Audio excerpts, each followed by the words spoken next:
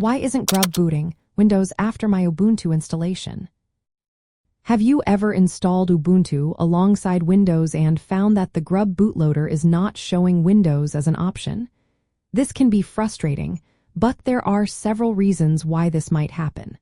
Let's break it down step by step to help you troubleshoot this issue. First, consider the boot modes. Windows and Ubuntu must be installed in the same mode, either Unified Extensible Firmware Interface or Legacy Basic Input-Output System. If Windows is installed in Unified Extensible Firmware Interface mode and Ubuntu is in Legacy Basic Input-Output System mode, GRUB may not detect Windows. This mismatch can lead to Windows not appearing in the boot menu.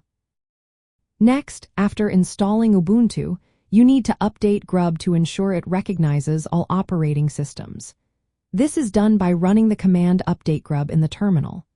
This command scans your disks for other operating systems and adds them to the GRUB menu.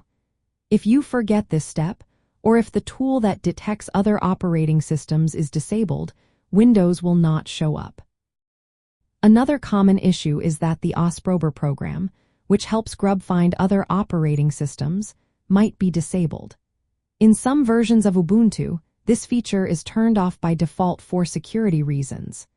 You can enable it by editing the GRUB configuration file to include GRUB disableOS prober is equal to false and then running update GRUB again. Boot order settings can also affect GRUB's ability to boot Windows. On Unified Extensible Firmware Interface systems, the firmware maintains a boot order list. Sometimes, after installing Ubuntu, the boot order may prioritize Windows Boot Manager over GRUB. You can adjust this in the BIOS or Unified Extensible Firmware Interface settings to ensure GRUB is the first option.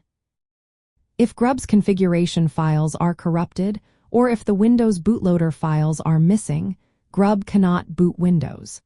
In this case, using a tool like Boot Repair can help fix GRUB configuration and repair any bootloader issues. Lastly, check for partition issues. If Windows partitions are hidden, encrypted, or formatted in a way that GRUB cannot recognize, they will not appear as boot options.